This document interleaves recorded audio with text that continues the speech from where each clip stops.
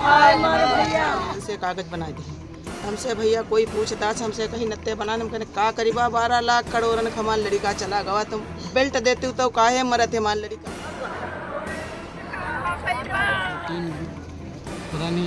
Tin टूट गई और वो नीचे गिर जो है उसमें लिखवा दिया गया उन्होंने कि हम जो है इतने रुपए और प्लस जो है नौकरी जो है उन्होंने कहा है कि परमानेंट नौकरी नहीं देंगे और प्रेशर दबाव से पिताजी से भाई साहब से साइन वगैरह करवाए।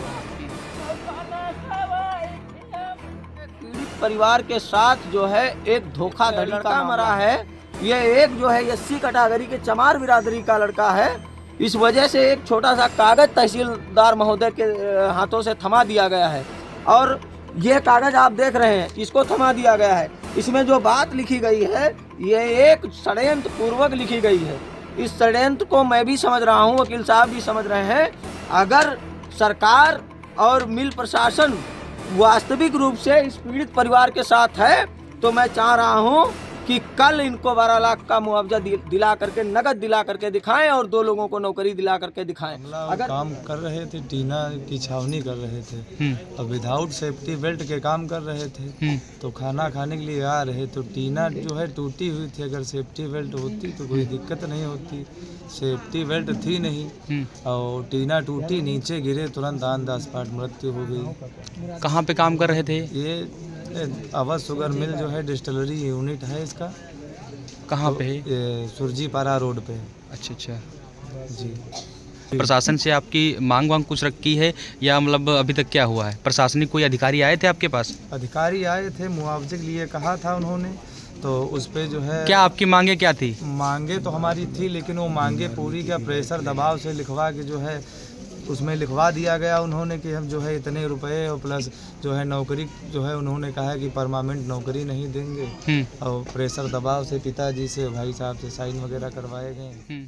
दिखाया है कि 12 लाख रुपए देंगे हम और प्लस जो है एक आदमी को नौकरी देंगे, वो भी 400 रुपए मजदूरी दिहाड़ी के हिसाब से, परमानेंट नौकरी। हमारे माता पिता को 20 लाख रुपए मिलने चाहिए। पिताजी हमारे फालिस अटैक हैं, बीमार रहते हैं, इसी कारण तो इनको इनके जीवन यापन के लिए इनको 20 लाख रुपए दिए जाएं और वो लड़का जो है घर का परिवार वगैरह इनकी दवा इलाज वगैरह कराता था, परिवार चलाता था। तो उसकी वजह से हम दोनों भाइयों को पक्की नौकरी मिलनी चाहिए मिल में और प्लस जो है 20 लाख रुपए माता पिता को दोनों को मिलने चाहिए इनके जीवन यापन के लिए। आपका नाम? मेरा नाम विशाल कुमार है। आप जो मृतक हैं उनके कौन? मृतक के हम बड़े भाई हैं। मिल में सुरजीपारा रोड पर मिल है डिस्टिलरी, उसमें भैया टीन छाए रहा था हमारा लड़का। हम गरीब भैया भेजे रहन, पापा इनके सब चोट इनके बीमार थे इसलिए हमने भेजा भैया। अब बताओ हम क्या करेंगे, हमारे दोनों लड़कों को नौकरी परमानेंट सरकारी दें, उनका जले तक ड्यूटी ना जाए, हमारे घर वाले जो हैं उनका पैसा मिले, तले बराबर तनख्वाह मिले भैया। कोई मिल के अधिकारी कोई आए थे या प्रशासनिक कोई अधिकारी आए थे? हमसे कोई भैया बात नहीं भय लड़कन से जो कुछ बात भई है नहीं। तहसीलदार और कोई प्रशासनिक अधिकारी आए थे तो एक मतलब 16 समझौतानामा लिखा है, उसमें 12 लाख रुपए की बात की गई है, 12 लाख दिए जाएंगे। उन्होंने देने को कहा। आपकी क्या मतलब मांग है? हम भैया 12 लाख इतने लाख हमारा लड़का खोएगा का करीबा 12 लाख हम का करीबा भैया। ये समझौता हुआ तो आपको पता है? नहीं, हमसे कोई पूछा कुछ नहीं गवा, अपने मन से कागज बना दी। हमसे भैया कोई पूछताछ हमसे कहीं नत्ते बना, हम कहने का करीबा 12 लाख करोड़न खमान लड़का चला गवा, तुम बेल्ट देते हो तो काहे मरत है मान लड़का। तुम लापरवाही किसकी मानी गई? लापरवाही ठेकेदार मिल की लापरवाही। ठेकेदार ध्यान देते थे, ऊंचे हम चढ़ाए हन तो हम बेल्ट दे, बच्चा गिरे तो वही माता की टंग जाए, फंस जाए, जान बूझ कैसा करें, सब जानते रहते जौन गिरी तो उनका बच जाए भैया, कोई नहीं बचेगा। आपकी क्या मांग क्या है, क्या चाहती है? अब हमारे दोनों लड़का नौकरी में ले परमानेंट। हाँ, अब नहीं 50 दें तो 30 लाख रुपया दें, हमका 30 लाख दें, चलो कोई बात नहीं, हम मान जाए, पर हमारे दोनों लड़का परमानेंट नौकरी दें। मास्टर गए हैं भैया, हम का करीबा हमारे जवान लड़का चला गया, हम गरीब आदमी, लड़का नहीं लगे तो लड़का ऐसे मजदूरी करते, कहाँ पूर गई पे है, हमारी सासू जिंदा है भैया, कहाँ तीन गाँव खवैबा। आपका नाम क्या है? हमारा नाम सर्वेशा। ऊपर साथ में थे और हमारे साथ में 1-2 लड़के और थे, वो हमारे आगे थे। हम हम भी आगे थे और हमारे पीछे जो ख़त्म हुए हमारे भाई वो हमारे पीछे थे। फिर टीन लिए जा रहे थे, वो टीन पता नहीं टीन टूट गई और वो नीचे गिर गए। फिर पीछे घूम के देखा तो वो नहीं थे, नीचे गिरे। फिर झुक के देखा तो वहाँ पे नीचे गिरे पड़े थे, तो उतर के गए तो वो मशीन बंद करवाई, तब तक वो लग चुका था। हम इसमें बस यही हुआ था। कितने बजे घटना है? एक घटना है 12:30 बजे के करीब। 12:30 बजे के समथिंग। अच्छा जी, सेफ्टी बेल्ट की बात की जा रही है, तो सेफ्टी बेल्ट वगैरह कुछ उपकरण जो सेफ्टी के लिए दिए जाते हैं मील में, क्या उस तरीके से आप लोगों को मिलते हैं, नहीं मिले थे? मिलते तो हैं लेकिन वो सही नहीं थे। अच्छा, आपका नाम क्या है?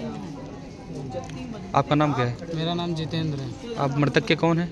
मृतक के हमारे ताऊ का लड़का था, मेरा भाई। देखिए, अभी हम लोग जो है, हम लोगों को परिवार के माध्यम से सूचना दी गई और सूचना के तहत मैं मौके पर पहुंचा हूं। आप देख सकते हैं कि परिवार के लोग यहां पर बिलख रहे हैं, रो रहे हैं।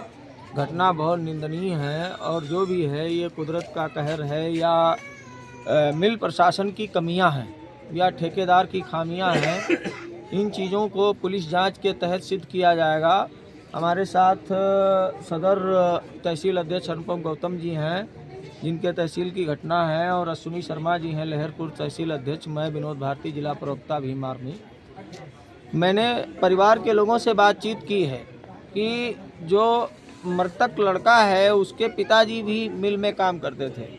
वो आज बहुत ही फालिश के गंभीर मरीज हैं, जिनको फालिश की वजह से मिल से निकाल दिया गया और आज तक जो है उनकी सुध नहीं मिल अधिकारियों के द्वारा ली गई। आज जब लड़के की मृत्यु हुई है तो मुझे देखने को मिल रहा है कि तहसीलदार महोदय के द्वारा और मिल अधिकारियों की मिली भगत से यहाँ पर 12 लाख मुआवजे का एक छोटा सा कागज़ थमा दिया जाता है और कहा जाता है कि लड़के के पिताजी को भी हम जो है मुआवजा देंगे या मतलब जो है उसमें शामिल रखेंगे।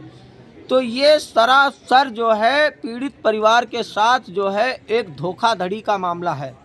मुझे आप भी जान रहे हैं पत्रकार महोदय, और मैं भी जो है इस चीज़ को कई जगह जाके देख रहा हूँ कि यही मामला अगर कोई अपर कास्ट जाति के प्रति घटना होती तो वहाँ तुरंत मुआवजा दिया जाता है और तुरंत नौकरियाँ दी जाती हैं।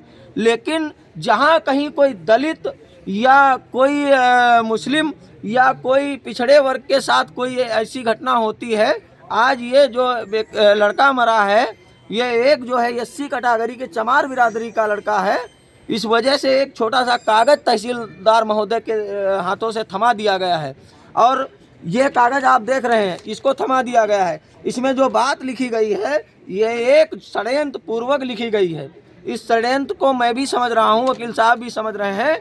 अगर सरकार और मिल प्रशासन वास्तविक रूप से इस पीड़ित परिवार के साथ है तो मैं चाह रहा हूँ कि कल इनको 12 लाख का मुआवजा दिला करके, नगद दिला करके दिखाएं और 2 लोगों को नौकरी दिला करके दिखाएं। अगर पीड़ित परिवार ने हमको बुलाया है, पीड़ित परिवार अगर जिस बात पे राजी होगा तो भीम आर्मी संगठन और पूरा जिला यूनिट और प्रदेश यूनिट इस पीड़ित परिवार के साथ खड़ी है। कल जो भी होगा उस चीज़ को आर पार की लड़ाई लड़ने के लिए हम लोग तैयार हैं।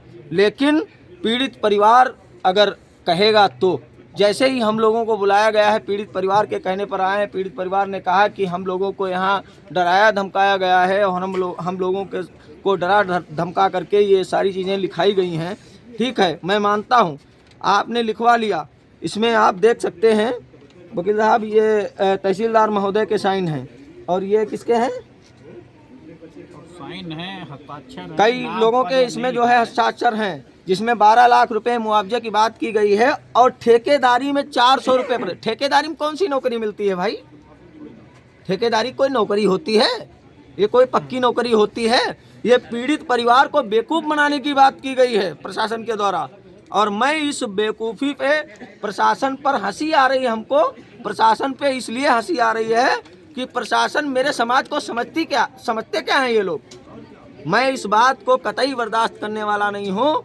अगर परिवार अगर मजदूर है, मिल में काम कर रहा था लड़का और सारी चीज़ें जो है जिम्मेदारी के साथ काम कर रहा था। अगर लड़के को बेड की व्यवस्था कराई गई होती, मिल प्रशासन के तरफ से जो सेफ्टी दी जा रही है मजदूरों को, वो अगर दी गई होती और सारी चीज़ें होती तो शायद ये घटना नहीं होती।